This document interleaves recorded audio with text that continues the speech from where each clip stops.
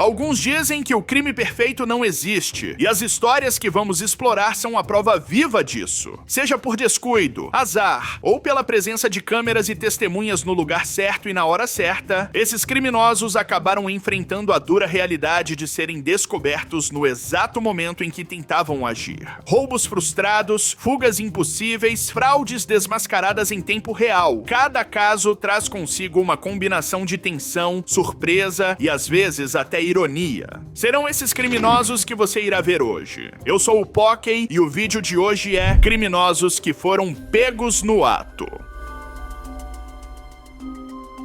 Giovanni Quintela Bezerra, um anestesista de 31 anos na época, foi preso em flagrante em julho de 2022 por abusar uma paciente durante uma cesariana no Hospital da Mulher Eloneida Studart, em São João de Meriti, Rio de Janeiro. O crime foi registrado por enfermeiras e técnicas que, desconfiadas do comportamento do médico e da quantidade de sedativos administrados, instalaram uma câmera escondida na sala de cirurgia. Após a prisão, o Conselho Regional de Medicina do Estado do Rio de Janeiro iniciou um processo para cassar o registro profissional de Giovanni. Em dezembro de 2023, o Conselho Federal de Medicina confirmou a cassação, proibindo-o de exercer a medicina em todo o território brasileiro. O anestesista foi indiciado por abuso sexual de vulnerável, crime que prevê pena de 8 a 15 anos de reclusão. Eu sou cabelo assim agora. Eu só tenho direito a pegar licença mês, que eu vou fazer contato com o advogado, e a princípio quero de show. Isso. Além do caso flagrante, a Polícia Civil investigou outras possíveis vítimas. Giovanni atuou em pelo menos 10 hospitais públicos e privados, e a polícia identificou 30 pacientes que foram anestesiadas por ele, investigando 6 casos específicos que até então não foram divulgadas novidades.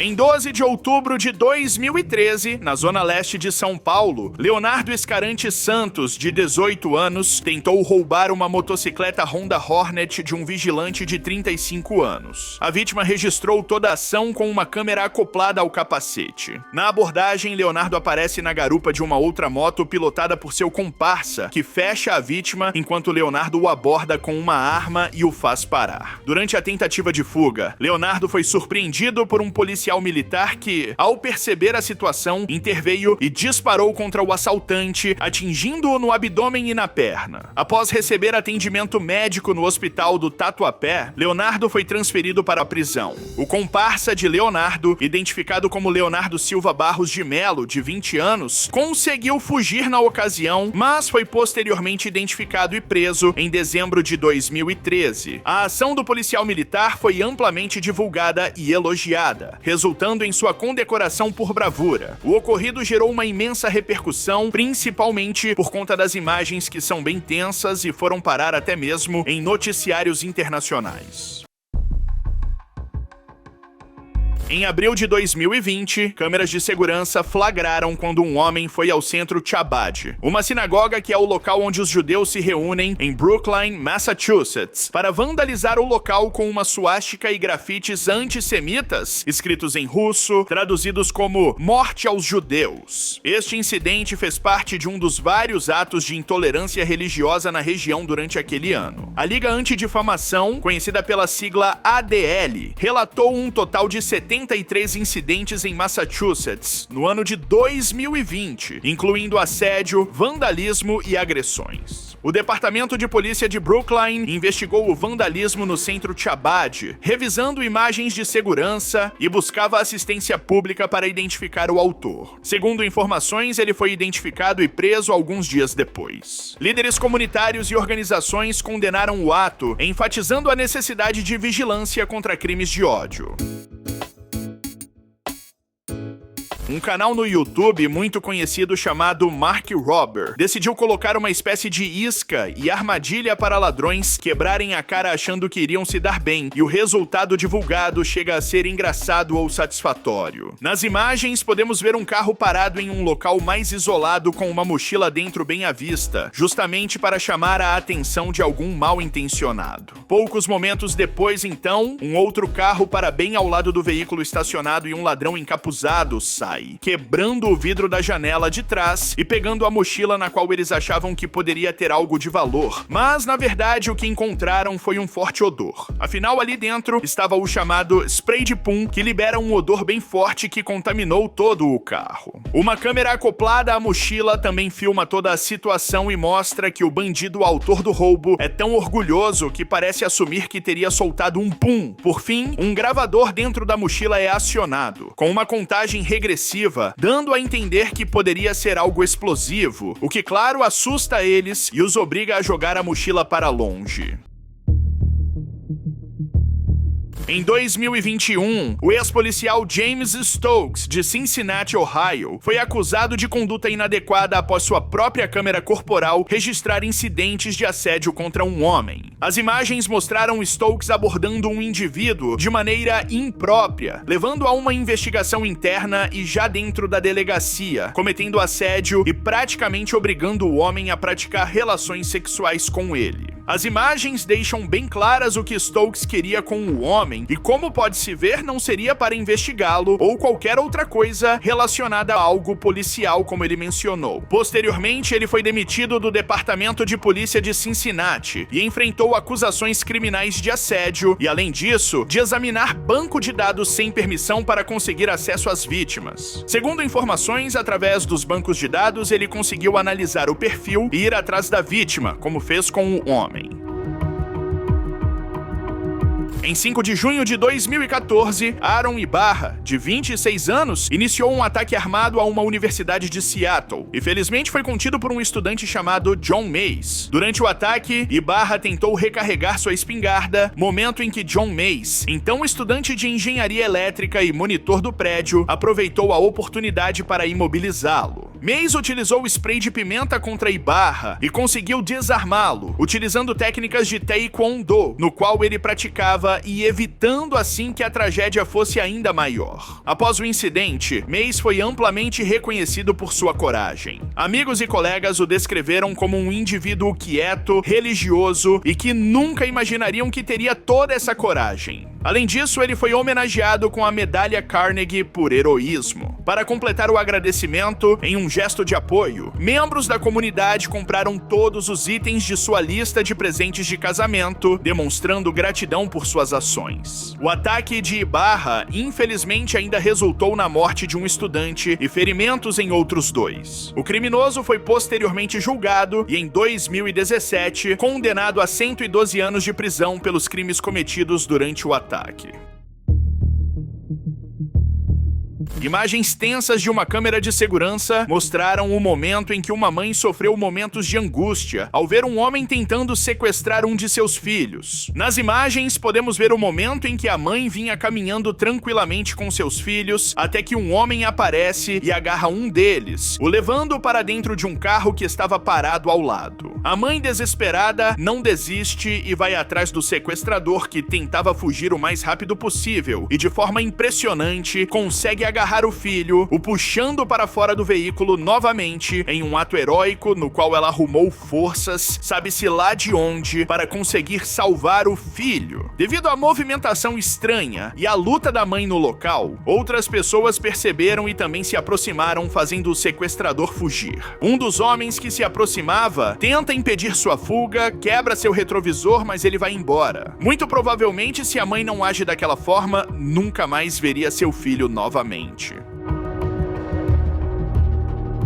Em 3 de julho de 2020, um tiroteio ocorreu no South Shore Plaza, em Braintree, Massachusetts, resultando no ferimento de uma menina de 15 anos. Imagens de segurança capturaram os momentos que antecederam o incidente, mostrando uma briga entre 2 grupos que culminou em troca de tiros. A jovem ferida era uma espectadora inocente e sofreu ferimentos não fatais. 2 suspeitos de 20 e 21 anos foram detidos após tentarem fugir do local. Nas imagens fica bem claro que tudo parecia bem normal no local, até que os 2 grupos rivais brigam e um tiroteio acontece simplesmente do nada. Com os tiros em meio ao público, um pânico total tomou conta da situação e muitas pessoas saíram correndo para evitar serem atingidas. A polícia, muito bem preparada, chegou rapidamente e conseguiu controlar o caos, além de prender os envolvidos.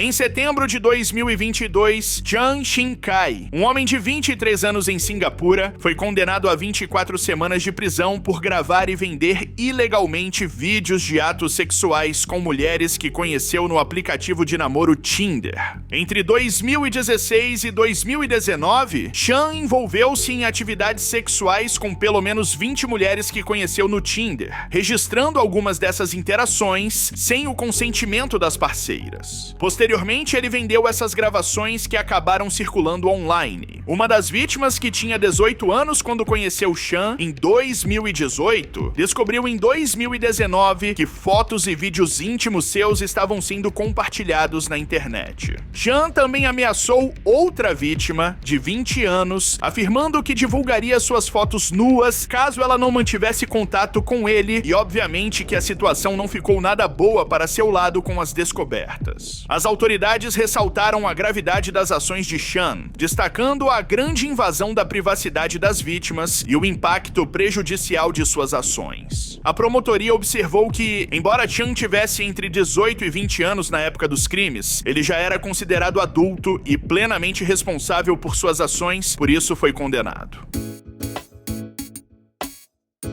Uma viatura da polícia fazia ronda por uma região quando avistaram um veículo que constava como roubado no sistema. Imediatamente abordaram o condutor e iniciaram uma verificação dos fatos, com um desfecho surpreendente. O policial questiona o motorista sobre a posse do carro e o mesmo diz que o seu tio, proprietário do veículo, havia o emprestado. Sabendo de quem era o carro roubado, imediatamente o policial liga para o mesmo e o comunica do encontro. He told me he ain't had no money in his pocket, so when he told me he was going to the store to get some candy, and it just seemed suspicious, and he took the car.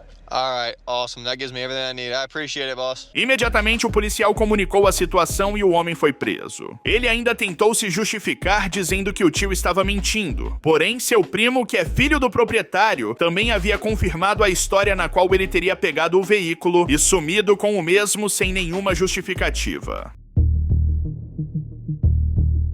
Uma criança faleceu após consumir um doce que ganhou de uma pessoa desconhecida na rua. O doce em questão estava envenenado. De acordo com o primo do garoto, que também estava junto com ele no momento de receber de presente o doce envenenado, contou que eles estavam andando de bicicleta e que a mulher os abordou perguntando se eles queriam um doce. O garoto, que estava dando entrevista, disse que não quis o doce, mas o seu primo aceitou e imediatamente comeu o alimento, e isso infelizmente foi o que o fez perder a sua vida. Meu primo, ele pegou, aí ele pulou na hora quando eu estava descendo, aí ele já ficou com dor de barriga, ele ficou passando mal. Câmeras de segurança da rua registraram momentos antes de Ítalo passar mal. O laudo da causa da morte é inconclusivo, mas a suspeita total é de envenenamento. A partir de exames feitos no garoto, foi encontrada substância similar à de veneno para ratos. O pior é que, no mesmo hospital, outro garoto havia sido internado. No caso, a mulher deu a outro garoto também pela rua o mesmo bombom que deu a Ítalo, mas o outro garoto comeu apenas metade do bombom. Sendo assim, não havia veneno o suficiente para retirar sua vida.